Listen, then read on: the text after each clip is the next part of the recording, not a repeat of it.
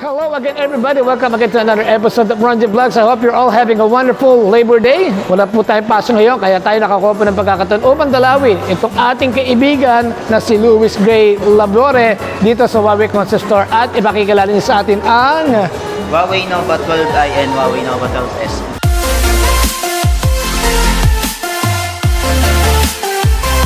So bago pa tayo mapatuloy, like, share, and subscribe po lamang dito sa Ronji Vlogs, your tech guide channel na kung saan pinipicture natin ang mga, or where we give you personal information sa mga gadgets na naglalabasan ngayon.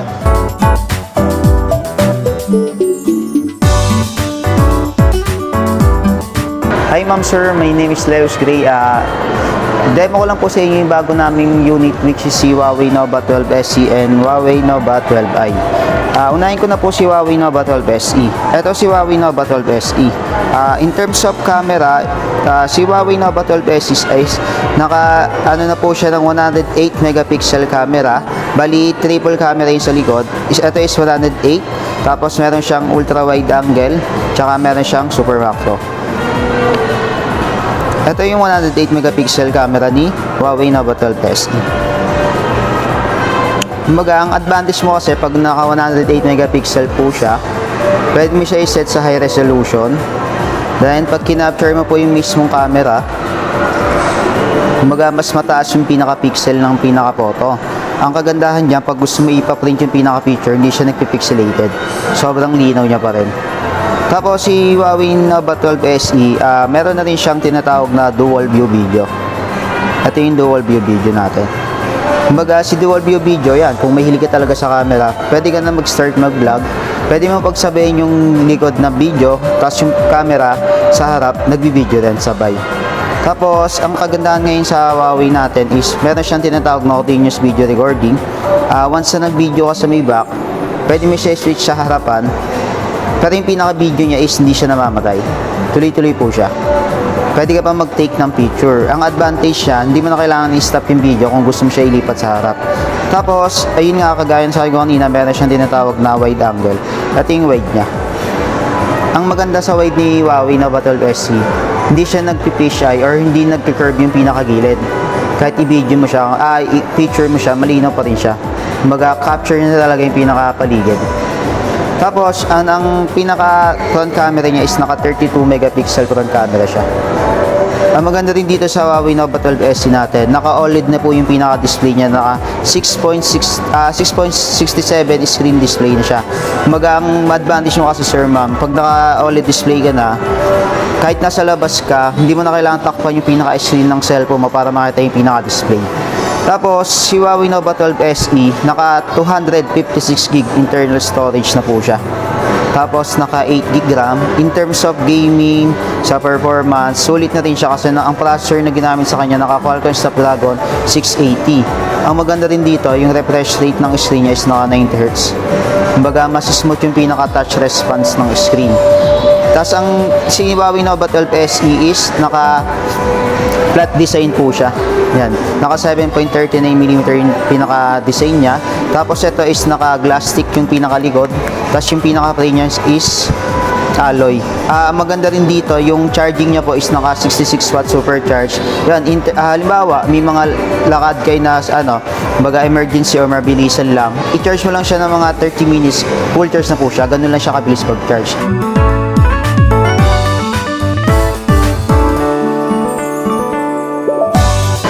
Tapos dito naman po tayo sa Huawei Nova 12i naman. Ito naman po yung isang variant natin. Si Huawei Nova 12i, same naman sila ni Huawei Nova 12 SE, naka 256 GB storage na siya. Yan, 256 GB storage, 8 GB RAM. Ang kagandahan nga pala sa kanya, meron siya extended RAM na 3 GB. Kumbaga, mas enhance yung pinaka-performance ng phone. Tapos ang ginamit din na chipset sa kanya is naka 90 Hz. Tapos Snapdragon 680. Ito, ang advantage din ito sa ibang unit ni Huawei. Kumbaga ito, mas full screen na siya kung napapansin nyo sa screen niya. Sagad na talaga yung pinaka-bezel niya. Kumbaga siya, 6.7 screen display. Tapos, sa camera niya is naka na rin po siya. 108 megapixel pinaka-camera niya sa likod. Yan. Halos the same naman sila ni Huawei Nova 12 SE. Ang pinagkaiba lang din nila, yung sa pinaka display nila. Ito kasi is naka IPS display. Si Huawei Nova 12S is naka OLED display. Tapos, in terms of ano naman, version ng Android, naka EMUI 14 na siya. Kumbaga, pinaka-latest na version sa ngayon. Ang kagandahan kasi pag naka-latest na version ka na rin ng EMUI, mas enhance rin yung performance niya. Kumbaga, mas marami siyang features na nagagawa. Pakita ko rin pala yung camera ni Huawei Nova 12S. The same din sila, meron siyang dual view video. Pwede mo rin siyang pagsabayin yung front and back. Yan. Tapos, yung kagaya din doon sa Nova 12S, meron din siyang Nova continuous video recording. Pwede mo rin siya ilipat sa front camera habang nagbi-video. Tapos, ang maganda nga pala sa mga camera ni Huawei, meron siyang tinatawag ng camera quick menu. I-swipe up mo lang siya dito. Yan. Ito ang pinaka-purpose naman nito. Kumbaga, mas mabilis mo na maayos yung settings ng pinaka-camera mo. Mas mabilis ka makakapunta yan. Resolution kung gusto mo palitan. Mas mabilis ka makapagpalit. Full screen. Tapos, meron din siya yung frame rate. Pwede mo siyang palit-palitan. Yan. Assistive grid. Tapos yung settings. Mas madali ka makapunta sa settings niya. Tapos, ito is, ano na siya. Yung design niya is naka-round na yung pinaka-camera niya sa likod. Tapos, yung pinaka-gilid niya is katulad din ng Huawei Nova 12S na naka-alloy. Then, ito is plastic din po. Tapos, kung nagtatanong din kayo about sa unit namin, si Huawei Nova 12S and Nova 12i, ang price niya is, Nova 12S is 15,999. Ito siya. Then, si Huawei Nova 12i is naka 12,999. Tapos, ang maganda sa kanya, pag binili niyo sa Sir, meron siyang previous na Huawei smartwatch na Band 8. Ito is exclusive lang sa mga first come first serve lang until last supplies. Yan, Huawei Band 8 worth 2,599. Yun po yan, sir.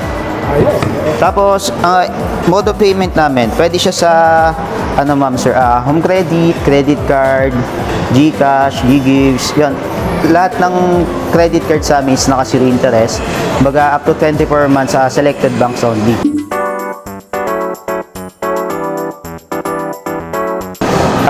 Yun pala, tapos kung sa ano naman po, in terms of pagda-download, kaya kasi yung laging sinasabi sa amin na binabato sa amin na ibang brand, si Huawei daw wala daw siya din Google. Hindi naman po, wala lang siyang Play Store. Pero kung sa Google, ma-download po natin yung Google key Huawei. Parang ito po, pakita ko lang sa inyo. Kung halimbawa na magda-down tayo ng apps, si Huawei meron siyang tinatawag na Huawei App Gallery. Si Huawei App Gallery, dito pwede ka na mag-download ng mga application na kailangan mo like Google. Baga dito ay search mo lang po Google. Yan. Lahat ng Google service, pwede mo na siya magamit kay Huawei. Kompleto siya. Lahat ng ginagamit natin ng Google.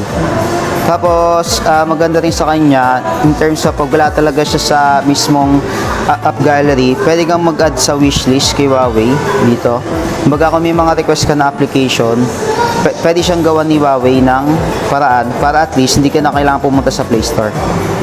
Kahit dito naman sa loob na app gallery, meron siyang Play Store. Halimbawa, gusto mo hanapin yung Play Store. Lumalabas din siya dito, yan. Google Play Store. Hindi ka mahihirapan sa pag-download. Sobrang dali lang din. Kumbaga, iba lang talaga yung tawag ng pinaka-app downloader. Pero yon sa app gallery naman, ito yon si Huawei App Gallery. Hindi ka dyan mahihirapan. Kung gusto nyo kumuha ng bagong unit namin ni Huawei 12SC and 12i, punta lang kayo dito sa Huawei Concept Store, SM City, Tansa. Hanapin nyo lang po ako. My name is Lewis Gray. Hindi lang naman yung meron kayo dito. Kumbaga, hindi lang to, kumbaga ito yung bago namin. Pero meron kami mga other products like laptop, tablet, smartwatch. Yan, kompleto kami dito. Punta lang kayo dito sa store namin. Assist ko lang kayo. Okay, Kuya Luis, maraming salamat. At babalik ulit tayo rito, no? Upang mag-feature pa tayo ng mga bagong upcoming units ng Huawei brand. Okay, punta lang kayo dito sa kanilang concept store. Nako, hindi kayo talo sa phone, hindi pa kayo talo sa freebies nila. At sa mga, discounts, exclusive deals, offers.